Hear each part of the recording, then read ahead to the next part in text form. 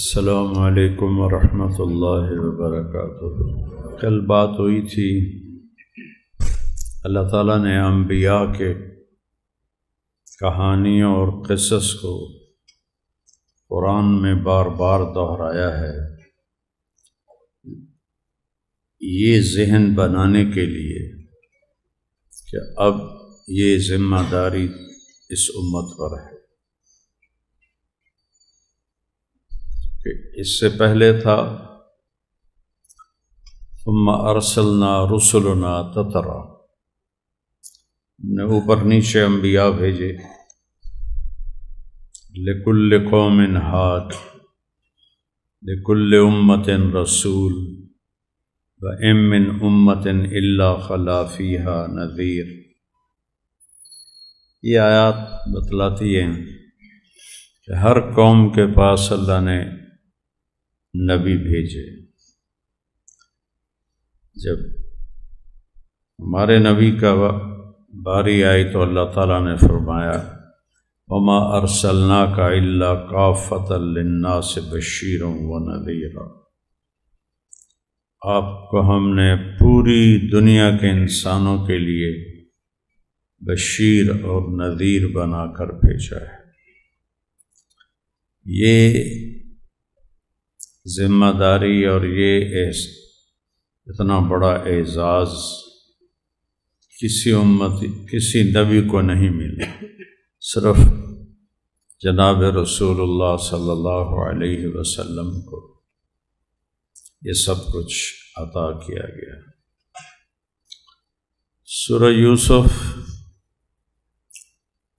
اور سارے انبیاء کے قصے کا ایک خلاصہ اللہ نے بتایا، کُلًّا نَقُصُّ عَلَيْكَ مِنْ أَنْبَاءِ الرُّسُلِ، تو اللہ نے پوری امت کو بھی اس میں شامل فرمایا۔ اور یوسف علیہ السلام، سورہ یوسف ہجرت سے کچھ پہلے نازل ہوئی ہے، اس میں اللہ نے اپنے محبوب کو تسلی دی۔ اب یوسف علیہ السلام گھر سے نکالے گئے، ہمارے نبی بھی گھر سے نکالے گئے۔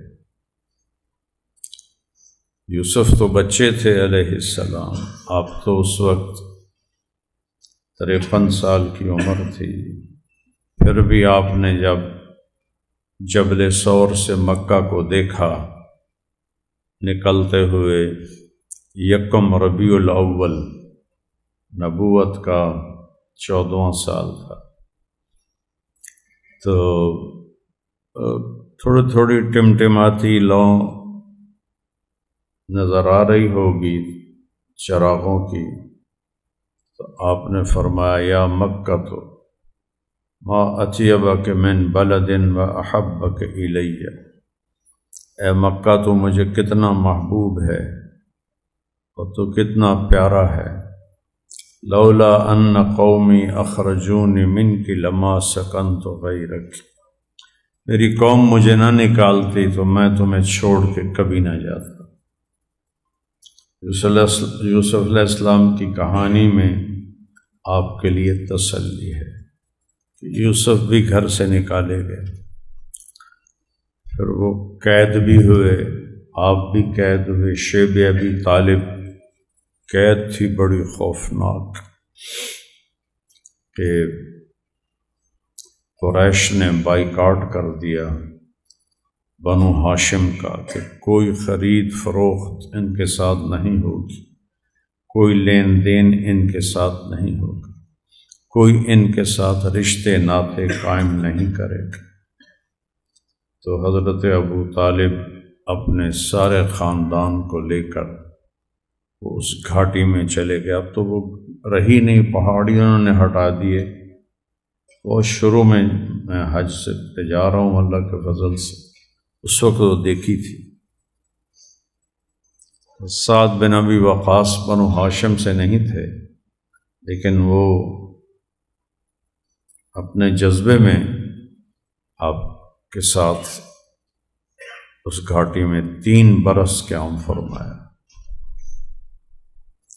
یوسف علیہ السلام پہ تہمت لگی، آپ کی سب سے محبوب بیوی پہ تہمت لگی۔ یوسف علیہ السلام کو بھائیوں نے سارا دکھ پہنچایا، آپ کو اپنی قوم نے، قریش نے سارا دکھ پہنچایا۔ جب حضرت ابو طالب کا انتقال ہو گیا تو تکلیفیں بڑھ گئیں، اور عورتیں گھر کا کوڑا کرکٹ جمع کر کے آپ کے دروازے پر لا کے پھینک دیتی تھی۔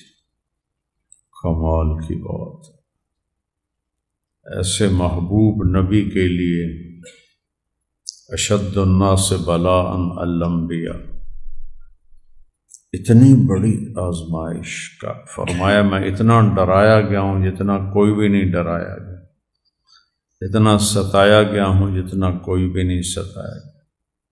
شام کو آتے تو سامنے کوڑے کا ڈھیر ہوتا تھا، اب اپنی کمان سے اس کو صاف کرتے، خود صاف کرتے، ایک جملہ بولتے، ما اسرع ما وجدنا فقدک یا عم، چچا تیرے جانے کی کمی بڑی محسوس ہوئی، ما اسرع ما وجدنا فقدک یا عم، آپ کے اوپر اوجڑی ڈالی گئی۔ یہ وفات ابی طالب کے بعد ہے، آپ کی گردن میں وہ عقبہ بن ابی معیط نے چادر ڈال کے اس کو ایسے مروڑتے مروڑتے مروڑتے آپ کا گلا بند ہو گیا، آنکھیں باہر نکل آئیں۔ یہ سارے واقعات بات کے ہیں۔ تو یوسف علیہ السلام کی کہانی میں پھر آخر میں اللہ تعالیٰ نے دروازہ کھولا، حکومت دی، بادشاہی دی۔ تو جب آپ نے یہ آیت پڑھی، یہ بول فرمایا تھا نا کہ لولا ان قومی والا، میری قوم نہ نکالتے ہو میں کبھی نہ جاتا، اس وقت یہ آیت نازل ہوئی، ان الذی فرض علیک القرآن لرادتک الی معاد، جس رب نے آپ پہ قرآن کو فرض کیا ہے ایک دن آپ کو واپس یہاں دوبارہ لے کے آئے گا عزت کے ساتھ۔ اس وقت آپ نکلے 3 آدمی ساتھ، ابو بکر، عامر بن فہیرہ رضی اللہ عنہما آپ کے غلام، اور عبداللہ بن اریقط صدیق اکبر کے دوست، اسلام نہیں لائے تھے، بعد میں لائے، اس کا بھی کوئی تحقیق نہیں ہے۔ کیوں جی ایسے ہی؟ ہاں، پتہ نہیں ہے کہ اور انہوں نے اس کے بعد اسلام قبول کیا یا نہ کیا۔ یہ 3 کا قافلہ تھا، وہ بھی ڈرتے ہوئے راستے بدل کے جا رہے ہیں۔ سراقہ بن مالک کو پتہ چلتا ہے، وہ آ کے پکڑنے کی غرض سے پیچھا کرتا ہے۔ صدیق فرماتے یا رسول اللہ، جاء الطلب، ڈھونڈنے والے پہنچ گئے، اللہم اکفنا شرہ بما شئت، یا اللہ تو اس کے شر سے بچا جیسے تو چاہے۔ تو گھوڑا زمین میں دھنس گیا گھٹنوں تک۔ سراقہ منت کرنے لگے، معافی دے دے، نہیں کروں گا نہیں کروں گا، مجھے یہاں سے نکال دے۔ آپ نے دعا کی، وہ پھر نکل آئے، بس 100 اونٹوں کا لالچ پھر غالب آ گیا، پھر پیچھے گھوڑا ڈال دیا۔ تو اب جب نے گھوڑا ڈالا تو پھر آپ نے کہا اللہم اکفنا شرہ بما شئت، اس کے شر سے بچا یا اللہ۔ تو گھوڑا سینے تک زمین میں دھنس گیا۔ پھر ان کو یقین ہو گیا یہ کوئی غیبی نظام ہے۔ کہنے لگا بس صاحب میری توبہ، میں بھی کلمہ پڑھتا ہوں اور میں تیرا پیچھا نہیں کروں گا، جو تیرے پیچھے آ رہے ہیں ان کو بھی ہٹاؤں گا۔ تو آپ نے ایک بڑی خوبصورت بات کی، سراقہ آج تو مجھے پکڑنے کے لیے گھوڑے بگا رہا ہے، وہ دن کیا ہوگا جب تجھے کسریٰ کے کنگن پہنائے جائیں گے۔ کسی کی عقل میں آنے والی بات ہی نہیں تھی۔ ایک ہستی، مکے کی آبادی چند ہزار تھی، کوئی لاکھوں کی تو تھی نہیں، ان کے خوف سے نکلے ہیں، دوسرے شہر جا رہے ہیں اپنی جان بچانے، اپنا دین بچانے، اور اس وقت میں جب پکڑنے والے سر پہ پہنچے ہوئے ہیں، فرما رہے ہیں وہ کیا دن ہوگا جب تجھے کسریٰ کے کنگن پہنائے جائیں، اور کسریٰ اس وقت اس کا طوطی بول رہا تھا، اس نے قیصر روم کو شکست دے کر پوری دنیا میں اپنی دھاک بٹھا دی تھی۔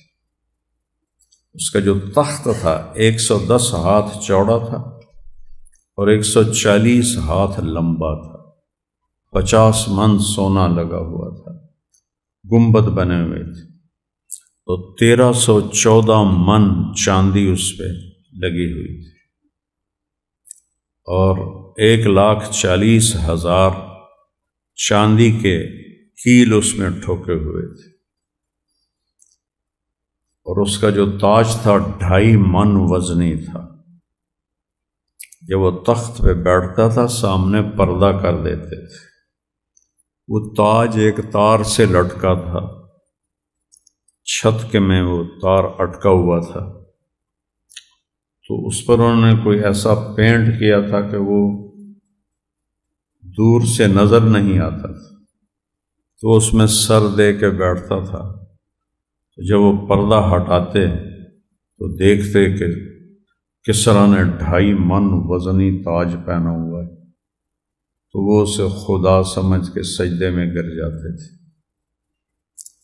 پھر ایک قالین تھا، جب موسم بہار ہوتا تھا تو اس قالین پہ وہ بہار مناتا تھا، 1 ایکڑ میں پھیلا ہوا قالین تھا، 1 ایکڑ میں، موتیوں کے ذریعے سے نہریں بنائی گئیں، زمرد کے ذریعے سے درخت بنائے گئے، سونے اور چاندی سے نقاشی کی گئی۔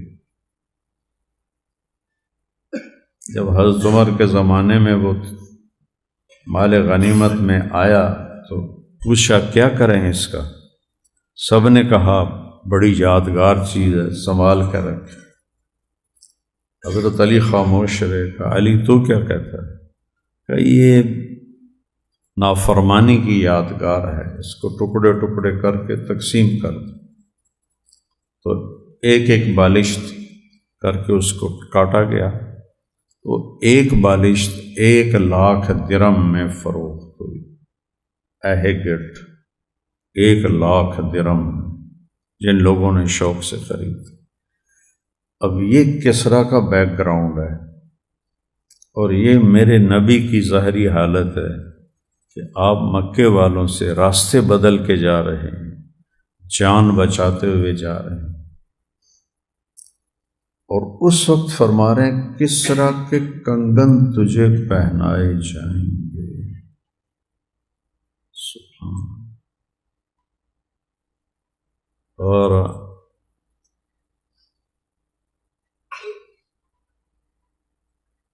قادسیہ کی جنگ میں جب اللہ نے فتح دی، حضرت عدی بن حاتم آئے، بہن نے بھیجا، وہ مسلمان ہوئی آپ کے اخلاق دیکھ کر کہ جاؤ ادھر جاؤ، تمہیں کوئی سچ اور حق ملے، کدھر دھکے کھا رہا ہے ایرانی بادشاہوں کے دربار۔ جب وہ مدینہ پہنچے تو انہوں نے دیکھا ایک بڑھیا آپ کا ہاتھ پکڑ کے گلی میں کھڑی تھی، کہنے لگے پہلا تاثر میرے اندر آیا کہ یہ بادشاہ تو نہیں ہے، بادشاہوں کو یوں کوئی بڑھیا پکڑ کے کھڑا کر لے یہ نہیں ہو سکتا۔ پھر آپ ان کو لے کر اپنے گھر تشریف لائے، کمرے میں ان کو تکیے پر بٹھایا اور خود زمین پر بیٹھے، کہنے لگے یہ دوسری نشانی ہے کہ یہ بادشاہ نہیں ہے، بادشاہ ہوتا تو خود تکیے پر بیٹھتا اور مجھے نیچے بٹھاتا۔ پھر آپ نے ان کو دعوت دی، اسلم تسلم۔ تو کہنے لگا انی علی دین، میرا بھی دین ہے، میں اس دین پر ہوں۔ کہ مجھے پتہ ہے تیرا دین عیسائیوں کا رکوسیہ فرقہ ہے۔ تھوڑی سی اس کی چند باتیں بتائیں، وہ عدی تھوڑے حیران ہو گئے۔ پھر فرمایا میں بتاتا ہوں کہ تو ایمان کیوں نہیں لا رہا۔ لعلک یمنعک من الدخول فیہ انک تری انما اتبعہ ضعفۃ من الناس من لا قدرۃ لهم وقد رمتهم العرب من بیوتہم۔ تو اس لیے کلمہ نہیں پڑھ رہا کہ تیرے جی میں آ رہا ہے کہ یہ غریب پاٹے پرانے کپڑے پائے ہوئے یہ تو اس کے ساتھی ہیں جنہیں عربوں نے گھروں سے نکال دیا ہے، تو ان کی مان کے مجھے کیا ملے گا؟ اور یہی بات گردش کر رہی تھی۔ پھر فرمایا لعلک یمنعک من الدخول فیہ ما تری من قلت عددہم وکثرت عدوہم، اور تجھے یہ چیز روک رہی ہے، اس کے ماننے والے تو یہ چند بیٹھے ہیں مسجد میں، ادھر کسریٰ اور قیصر کا جاہ و جلال ہے، یہ تو چیونٹی اور ہاتھی کا مقابلہ بھی نہیں بنتا، تو میں ان کا کلمہ پڑھ کے کیا کروں گا؟ پھر فرمایا لعلک یمنعک من الدخول فیہ ما تری ان السلطان فی غیرہم، اور تو کلمہ پڑھنے سے اس لیے روک رہا ہے، تیرے جی میں آ رہا ہے طاقت تو دوسروں کے ہاتھ میں، حکومت تو دوسروں کے ہاتھ میں، اس کے پاس تو کچھ بھی نہیں۔ تو تینوں باتیں وہ کہہ رہے ہیں میرے دل میں یہی گھوم رہی تھیں۔ پھر آپ نے کہا عدی واللہ لیتمن اللہ ھذا الامر، ایک دن اللہ میرے اس مشن کو، میری اس دعوت کو کامیاب کرے گا اور اس کی دھاک بٹھائے گا۔ وَلَتُفْتَحُنَّ كُنُوزُ کسریٰ، صرف کسریٰ فرمایا، اور کسریٰ کے خزانے فتح ہوں گے۔ تو عدی کو یقین نہیں آیا، جو نے کسریٰ کا جاہ و جلال دیکھا تھا، اب اصحاب صفہ کا فقر دیکھ رہا تھا، تو اس نے آگے آپ کی بات کاٹ دی اور کہنے لگا اکسریٰ بن ہرمز، تو ہرمز کے بیٹے کسریٰ کی بات کر رہا ہے؟ یا کسریٰ روٹی کا ٹکڑا ہوتا ہے؟ یہ تو میں اپنی طرف سے بڑھاتا ہوں، انہوں نے تو صرف اتنا ہی کہا تھا، لیکن ان کے دل میں یہی ہوگا یہ تو کہ نہیں روٹی تک گل نہ کر رہا ہے۔ کسریٰ روٹی کے ٹکڑے کو کہتے ہیں، روٹی کو نہیں کہتے ٹکڑا۔ اکسریٰ بن ہرمز، ایسے انگلی اٹھائی، آپ نے فرمایا نعم کسریٰ بن ہرمز وَأَنْتَ مِنْهُمْ، تو بھی ان میں سے ہے جو اسے فتح کریں گے۔ وہ ایسے حیران پریشان۔ پھر آپ نے فرمایا ارأیت الحیرہ، حیرہ دیکھا ہے تو؟ کہ سنا ہے، دیکھا نہیں۔ عراق میں شہر تھا، ایران اور عراق کے بارڈر پر، وہاں حکومت کسریٰ کی تھی۔ کہنے لگے سنا ہے دیکھا نہیں۔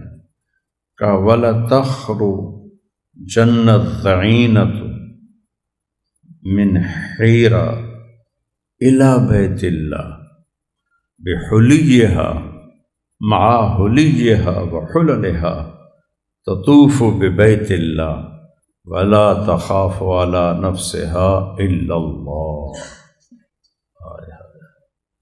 حیرہ سے ایک جوان لڑکی چلے گی اکیلی، زیورات سے لدی ہوئی، اور حیرہ سے مکہ پہنچے گی، بیت اللہ کا طواف کرے گی، نہ اس کو اپنی عزت کا خوف ہوگا، نہ مال کے لٹنے کا خوف ہوگا، ایسا امن ہو جائے گا۔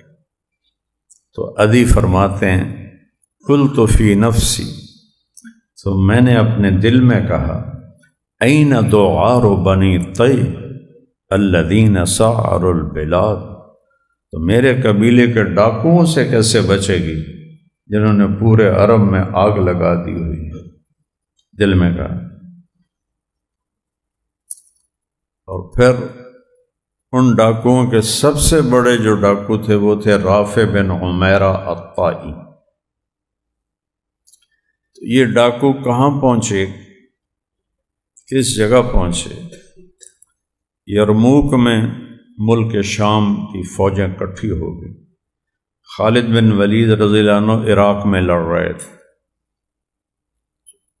ابوبکر صدیق کا خط پہنچا کہ یہ محاذ چھوڑ دو اور فوراً شام پہنچو اور لشکر کی کمان سنبھالو کہ پورا شام اکٹھا ہو گیا ہے، پورا عیسائی اکٹھا ہو گیا ہے۔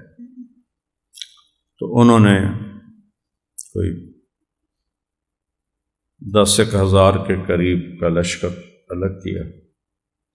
دو راستے تھے، ایک راستہ تھا جہاں سے عام سفر تھا۔ ابو ذر غفاری رضی اللہ تعالیٰ عنہ کو آپ نے ربضہ بھیجا تھا، حضرت عثمان نے، وہ ایک ربضہ کا راستہ تھا، وہ 21 دن کا تھا۔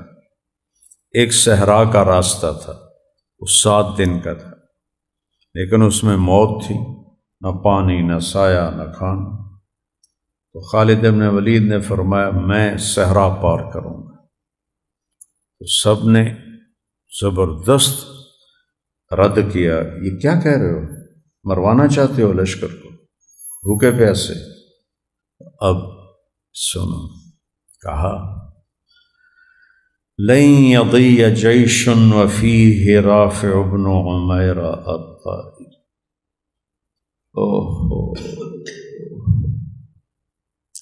جس لشکر میں رافع ہو وہ لشکر کبھی ہلاک نہیں ہو سکتا۔ یا سب سے بڑے ڈاکو یا سب سے بڑے اعزاز والے، جس لشکر میں رافع ہو وہ لشکر ہلاک نہیں ہو سکتا۔ جو دائر ہوتے ہیں خون خوار ڈاکو، مال بھی لوٹنا، جان بھی سے بھی مارنا، اور وہ اس کے بارے میں خالد ابن ولید گواہی دے رہے ہیں۔ باقی سارے اس گواہی کو تسلیم کر کے چل پڑتے ہیں اور پار کر جاتے ہیں۔ اور جب خالد ابن ولید رضی اللہ عنہ نے کہا کہ مجھے 60 آدمی دو، میں 60,000 عرب عیسائیوں سے لڑوں گا، تو ابو عبیدہ رضی اللہ عنہ نے فرمایا خود ہی چن لو۔ تو انہوں نے سب سے پہلے پکارا این فضل بن العباس، این زبیر بن العوام، این عمرو التمیمی، این رافع بن عمیرہ الطائی۔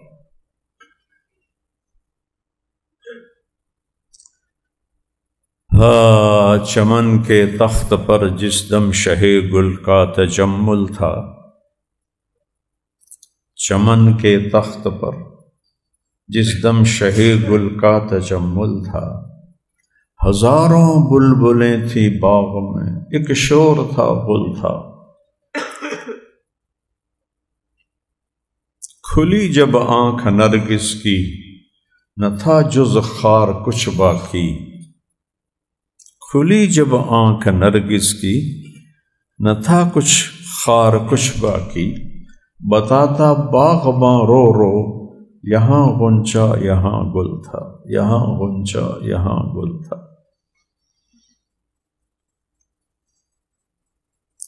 تاریخ نے ایسے انسان نہیں دیکھے نہ دیکھے گی، ان کو آخری نبی کی صحبت ملی ہو، ان جیسا کہاں سے ملے گا؟